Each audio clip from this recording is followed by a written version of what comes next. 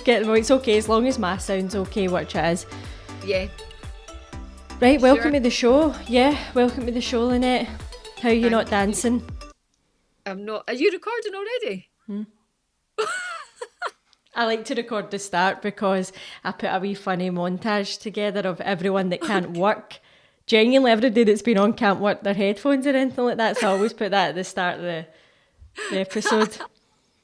Right, wait there till I clear my space. That is hilarious. Oh wait, I've lost you now. You got me back. You're Listen, going to have a field day with me, eh? this is my familiar space, to be honest. If I come on here and somebody can work their computer, I'm going to be fucking... I don't know what I'm going to start by talking about, but what's happening? So how are you? You all right?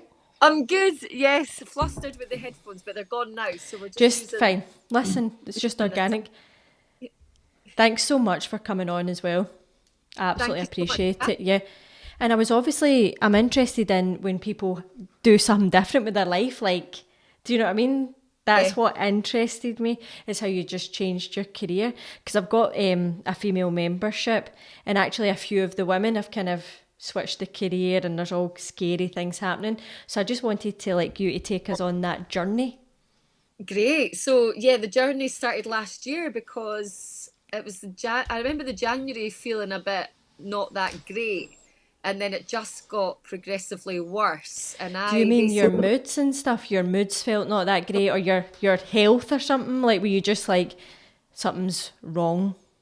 Something's not right here. So I'd been a coach for 7 years, a life coach accredited. And also I'd been in the wellbeing industry probably for about 9 years, because I was working at Luton and I was doing events.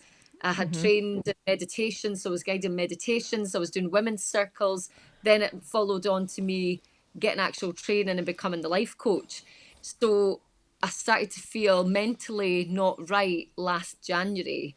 And I had a membership that had 120 members.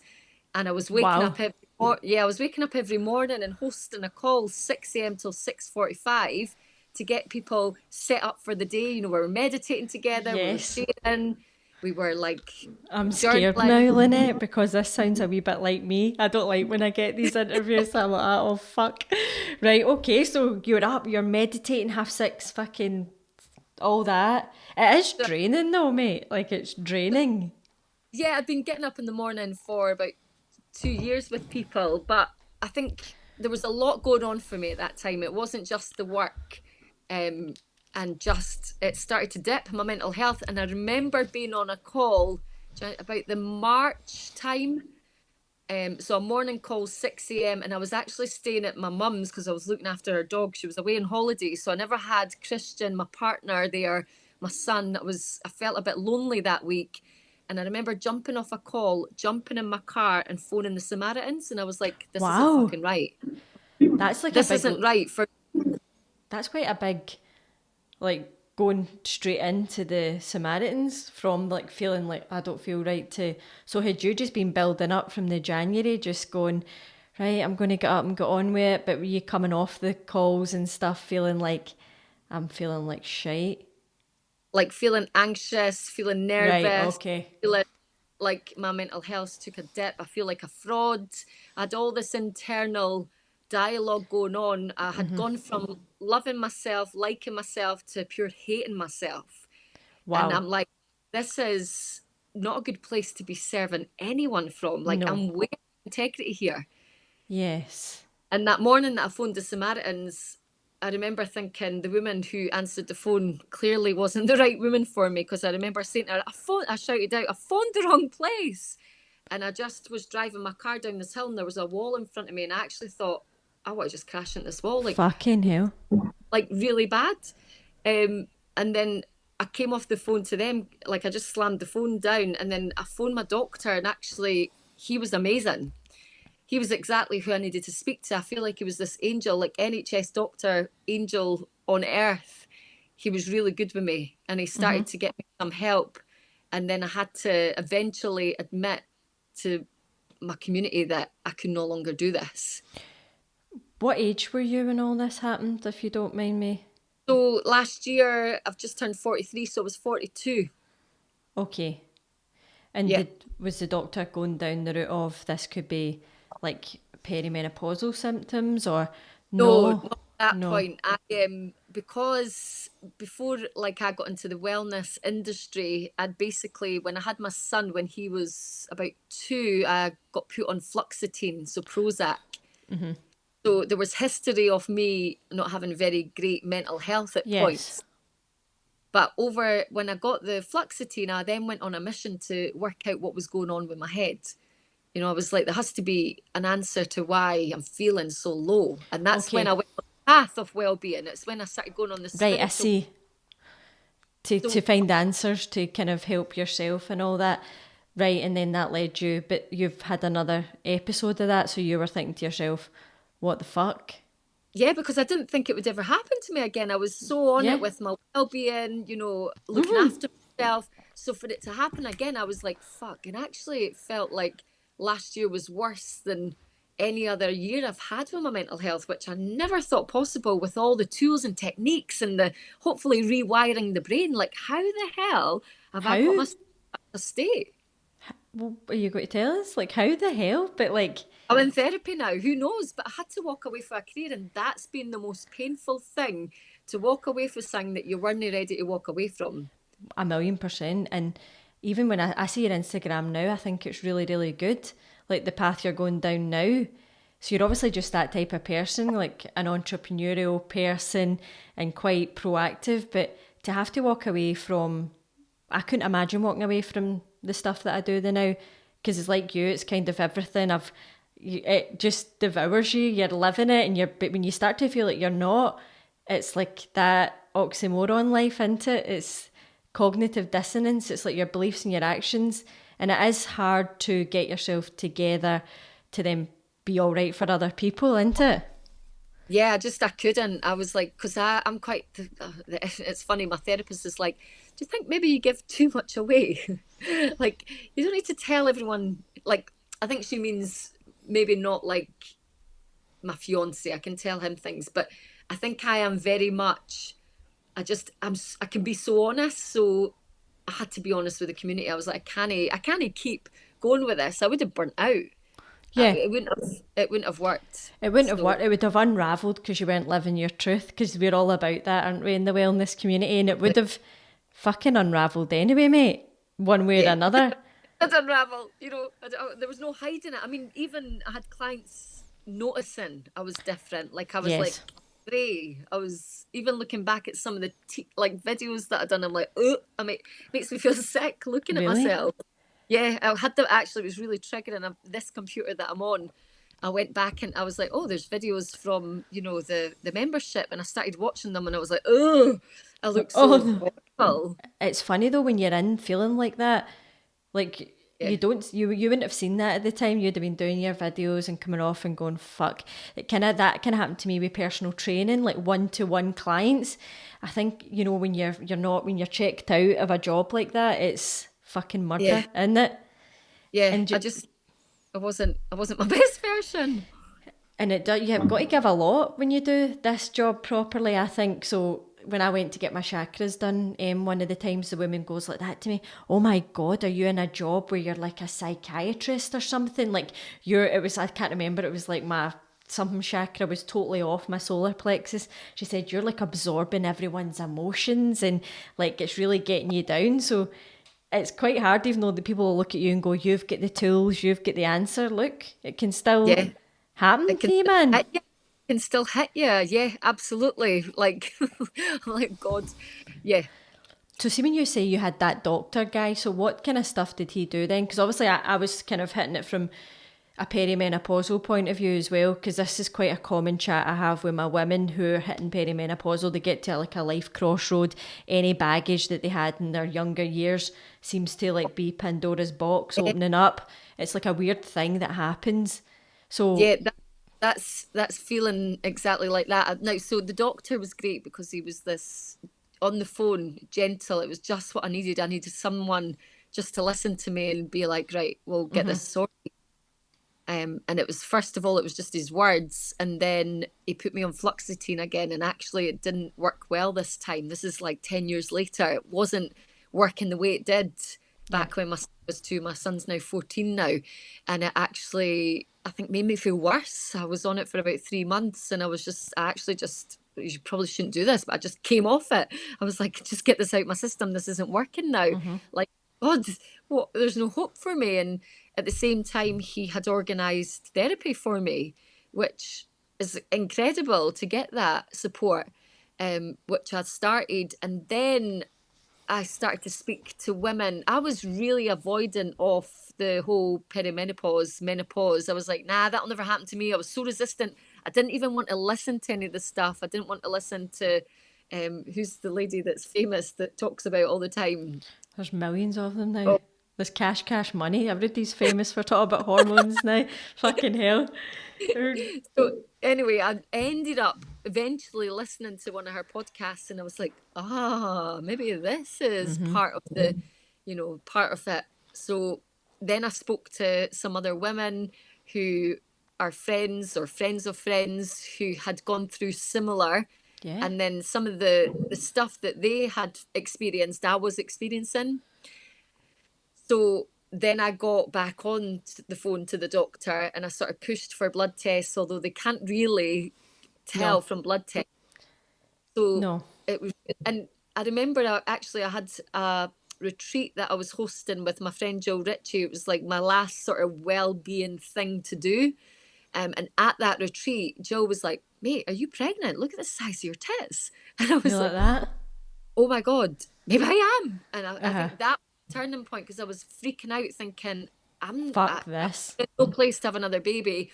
How the hell are my boobs so big? They actually feel like when I first got pregnant with my son, and I Yes. came home, done a pregnancy test, wasn't pregnant, and that's what led me into what the hell's going on, because my body's not reacted like this for Hormonal. years. Yeah. And it's so So common, the pregnancy test thing. Like, I get a lot of clients going, I'm going to take a pregnancy test because they're kind of getting those mad, like their moods are maybe up and down. Do you know what I mean? They've got the pure boulder tits. So they're like, what the fuck is going on? But it is then it kind of, once you find out you're not pregnant, you're like that, then, okay, what could it be? Do you know what I mean? And then that is the yeah, I think perimenopausal, the transition. Do you know what I mean? absolutely. I think the biggest thing for me was my mind and me not recognizing myself and me being really scared in my own body and the mind that I had. I was like, what's happened to my old brain mind? Like, where has that gone? Because I'm feeling really scared in so many areas of my life here, and I don't know who I am anymore. I'm actually freaking myself out. That's just so scary, isn't it? And So scary. that's coming from you, like who is doing all the stuff. I remember sitting on my bed and I said to my partner, I think you need to section me. I think He's I need to be terrified. sectioned. I was He's like terrified, that. like I need to be sectioned. Oh, well, he wasn't terrified. He's like, you don't. But I even, like, I've Googled it many times. Do I need to be sectioned? Wow. Because it just, honestly, I can't describe to you. It was mental. My mental health was mental. I'm like, this is the craziest it's ever been. So were you just like in a dark place, just like this is reassessing everything?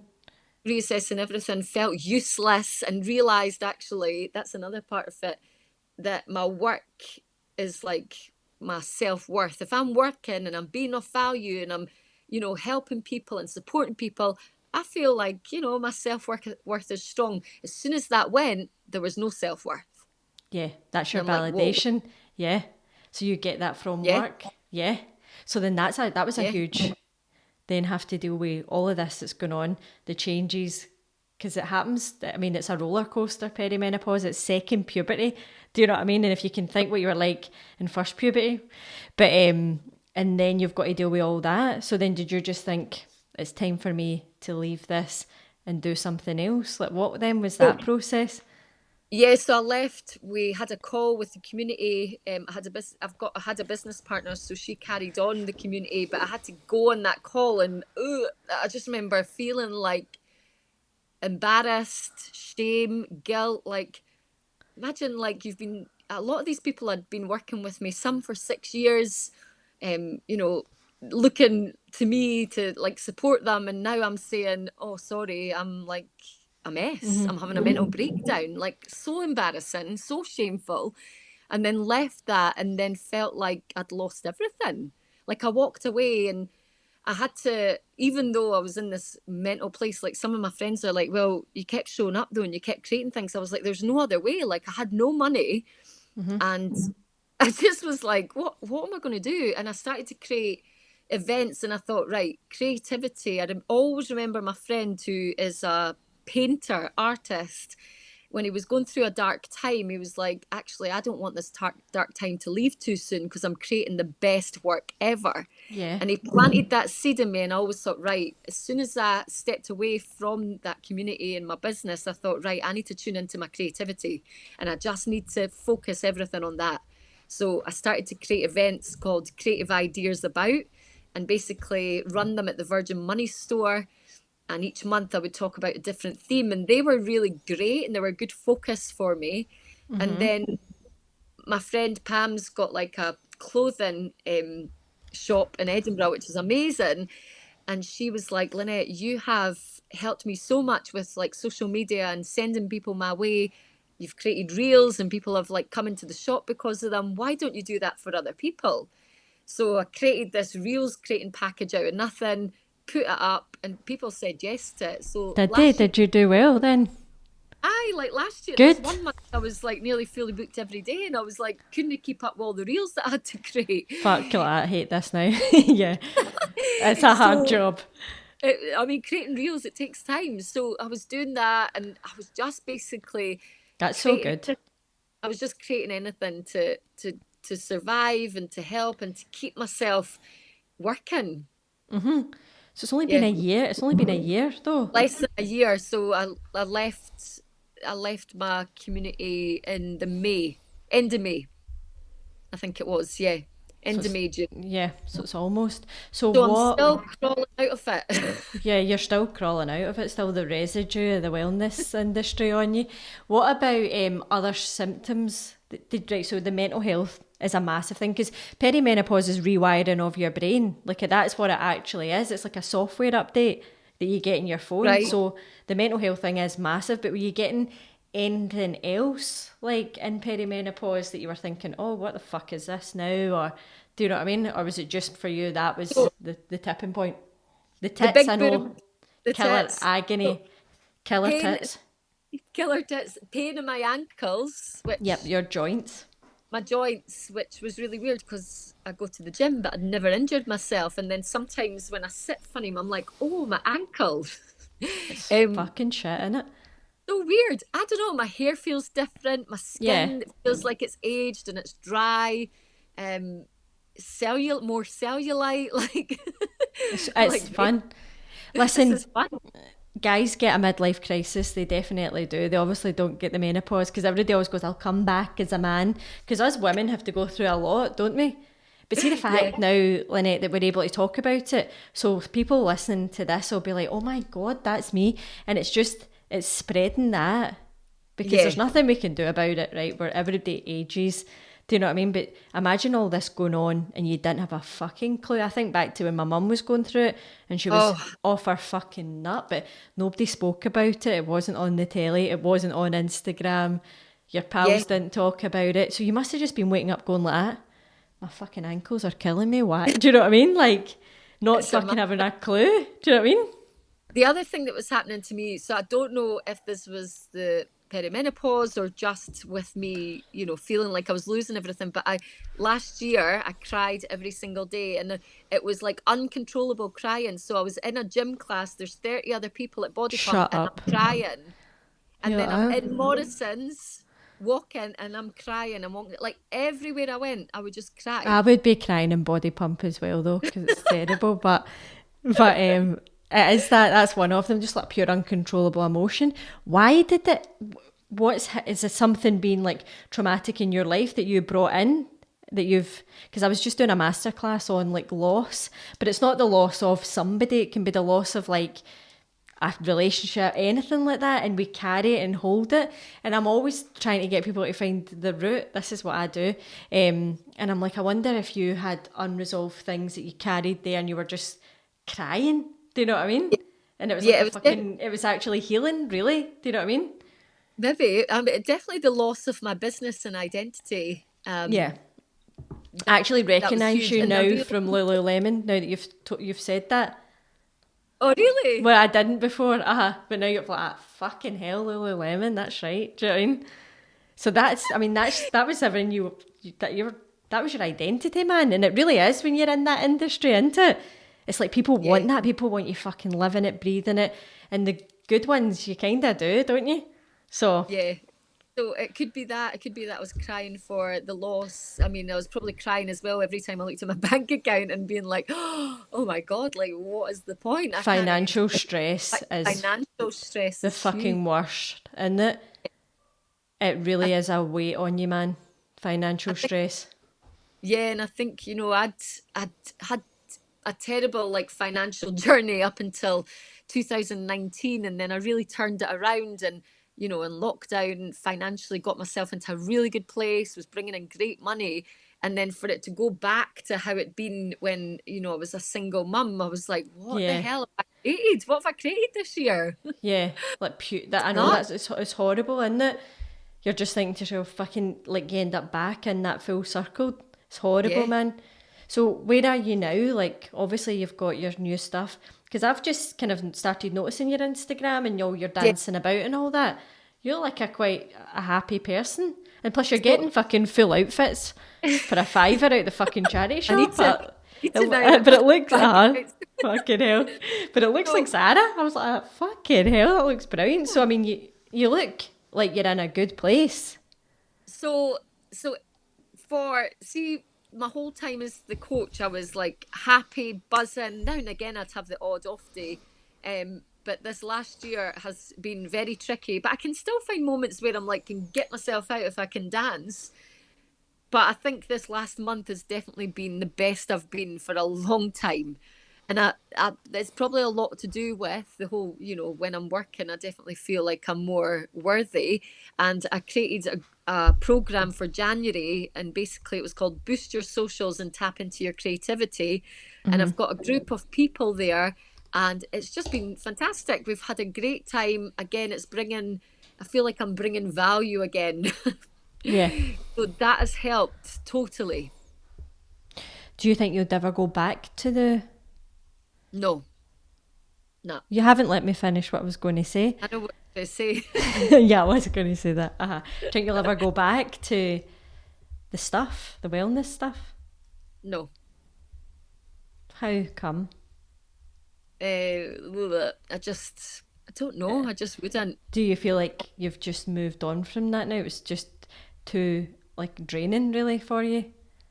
So it never used to be draining, but I'm just like, I can't go back there. I can't.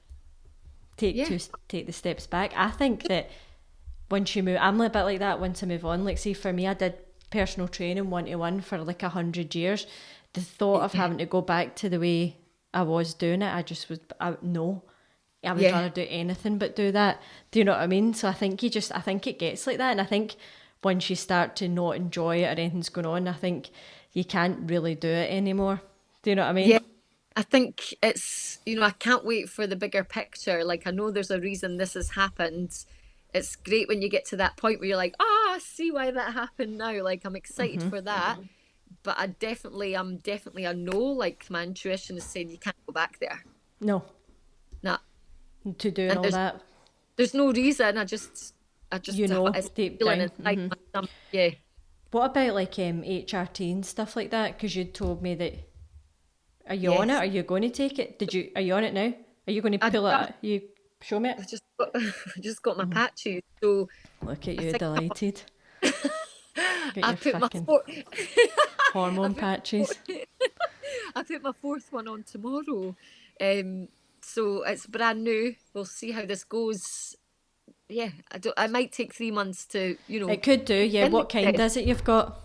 It's if I can't even say it. Evori. So have you got all estrogen? Are you on a combination and stuff like that?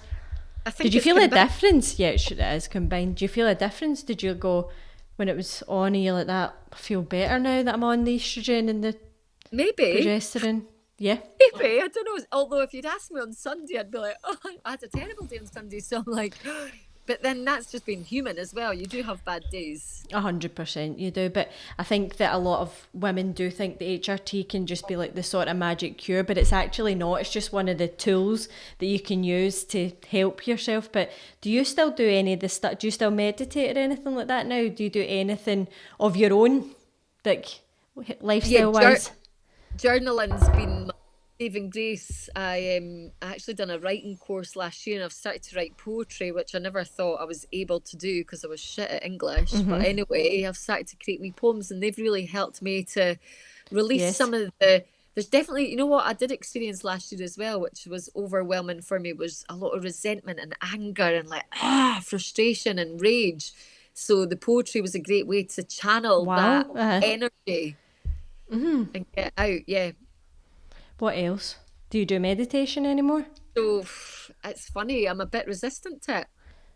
Yeah. And I know to do it, but I'm like, "Oh, maybe, in the next few months, because I think I was hating myself so much to sit with myself like that. It's tough It was to so sit with tough. yourself like that, yeah. I mean, you'll Yeah. know from doing the circles and stuff, like you have this pure emotion when you have to sit with yourself. You see the people that are really uncomfortable doing Yeah. it. You have to be in a kind of level space to start to want to do it. I kind of go on and off it, to be honest, but I do feel better when I do it. What else? What about health eating? Are you a health eater? Do you do all the... So I try and eat healthy. I mean, we've got a Thermomix, which is great. We love eating our salads, but we also like, having our treats as well. Yeah, I But quite like that.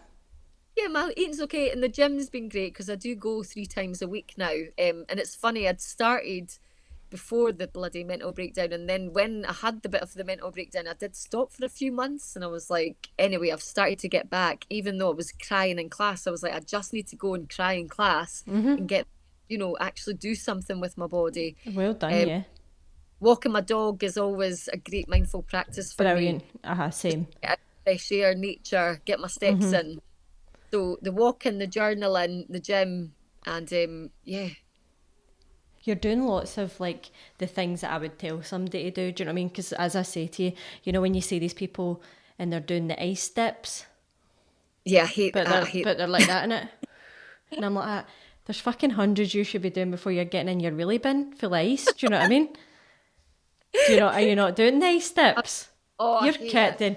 I I fucking hate it. hate it. I really can't think getting worse than going into a fucking freezing, Oh, standing in wet leaves and fucking putting one of the big rugs on. I couldn't fucking think getting worse than that. So tried that's it a not for few you. times. Have you No, I tried love it. it? I've tried it. I love a hot shower. I'm known for the. I've tried it. It doesn't make me feel good.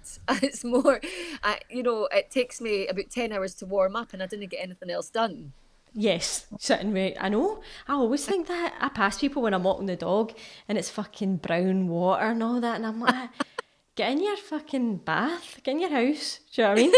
I like I'm a saunas and stuff. I'm more of a, I like to be yes. warm. I think you just, and like you should feel how you would want. I don't just do it for Instagram, getting in my fucking blue No, bin. You no, know what I I need mean? to. I need to be warm. I'm a warm girl. I same. So nah, I can't do the cold water.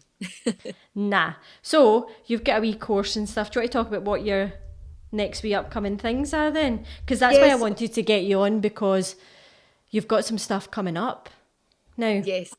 Yes, so the course that I'm doing in February is called For the Love of Content, and basically I love getting people to fall in love with content because I meet a lot of business owners or just people that are just resistant to creating content, and I'm like, it's a really great creative outlet. That was one of the things, like I never Yes. stopped posting the whole time I've been mentally not great. I still posted because it has always been since 2012. I've been on Instagram. It's been my creative outlet. It's where I just allow myself to express myself. Yes. And I do enjoy it as well. I mean, there's aspects I don't like of Instagram, but I do enjoy creating content. Although it's very Yes, time consuming, isn't it? it is time consuming. You'll So appreciate how long it takes. Fucking I ages. yeah, your Isn't it? content is hilarious. It's It's so good. I don't fucking even know how I tedious. stumbled across you, but I loved watching your stuff. I don't know. I think I followed you. I followed you first, And then I seen you. and then you've seen me. But it's good when someone appreciates how much effort goes into Oh, making that shite, and then you get 11 likes, and you're like, the fuck is that? 11 fucking likes. It took me 2 days. Do you know what I mean? Right. So but sorry.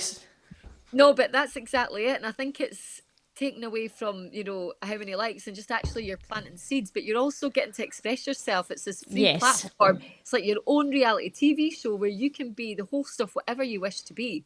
So I got everyone in a January program, which is very similar to what I'm going to do in February. So Getting a was the group, January one good? Did it's it been go amazing. well? Has it good? It's still going. I was very nervous about it because I was like, oh, this is a new area that I'm getting into.